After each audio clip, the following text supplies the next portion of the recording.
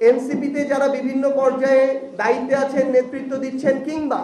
অন্য কোনো রাজনৈতিক দলের যারা পরিশ্রমী, গ্রহণযোগ্য, যারা মানুষের উপরে কখনোই নিপীড়নের সাথে সম্পৃক্ত ছিল না, যাদের সাথে ফ্যাসিস্টদের সরাসরি সম্পৃক্ততা বা তাদের ফৌজদারি অপরাধের সম্পৃক্ততা অন্য যে কোনো রাজনৈতিক দলেরই হোক না কেন,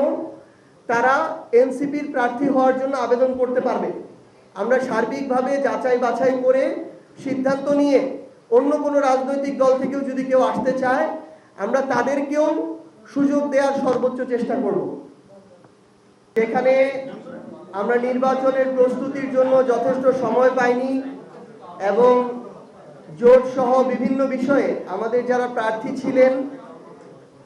তাদের নিজস্ব আসনে কাজ করার জন্য, একটা সংসদীয় আসন গোছানোর জন্য যতটুকু সময় প্রয়োজন ছিল, আত্মপ্রকাশ করার মাত্র 1 বছর হওয়ার কারণে আমরা ততটুকু সময় পাইনি এবং সাংগঠনিকভাবেও প্রত্যেকটি আসনের ওয়ার্ড পর্যায় পর্যন্ত, যেই ওয়ার্ডকে কেন্দ্র করে ভোট সেন্টারগুলো হয়, সেই ওয়ার্ড পর্যায় পর্যন্ত আমাদের জাতীয় নির্বাচনের সাংগঠনিক ভিত্তি সব জায়গায় প্রত্যাশা অনুযায়ী শক্তিশালী ছিল না। সেই জায়গা থেকে শিক্ষা নিয়ে আমরা স্থানীয় নির্বাচনের ব্যাপক প্রস্তুতি শুরু করেছি এবং বাংলাদেশের নিবন্ধিত রাজনৈতিক দল হিসেবে এনসিপি প্রথম স্থানীয় সরকার নির্বাচন পরিচালনা কমিটি গঠন করে। সেই প্রেক্ষিতে আমরা প্রথম ধাপে 13টি সিটি কর্পোরেশনের মধ্যে 5টি সিটি কর্পোরেশনের প্রার্থী ঘোষণা করেছি এবং খুব শীঘ্রই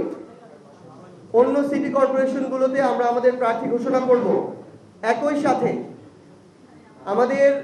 উপজেলা পরিষদ এবং পৌরসভাগুলোতে আমরা উপজেলা চেয়ারম্যান এবং পৌরসভা মেয়র পদপ্রার্থী এনসিপি সমর্থিত আমরা প্রাথমিকভাবে ঘোষণা করতে যাচ্ছি। কারণ আমরা মনে করি যে নির্বাচনের পূর্বে জোটগতভাবে নির্বাচন হবে নাকি এককভাবে হবে সেই সিদ্ধান্ত তখন হবে, কিন্তু রাজনৈতিক দল হিসেবে যেই দল স্বপ্ন দেখে যে 2036 সালের মধ্যে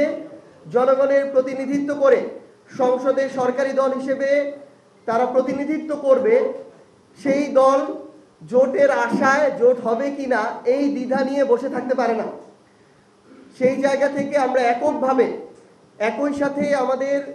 দলীয় সাংগঠনিক যে ভিত্তি সেটাকে শক্তিশালী করার জন্য এবং স্থানীয় পর্যায়ে আমাদের যারা নেতৃবৃন্দ রয়েছেন তাদের প্রস্তুতির জন্য তারা যেন যথেষ্ট সময় পায়, সেই লক্ষ্যে আমরা আমাদের উপজেলা চেয়ারম্যান পদপ্রার্থী এবং পৌরসভা মেয়র পদপ্রার্থী প্রাথমিকভাবে আমরা ঘোষণা করছি। এবং আজকে আমরা প্রথম ধাপে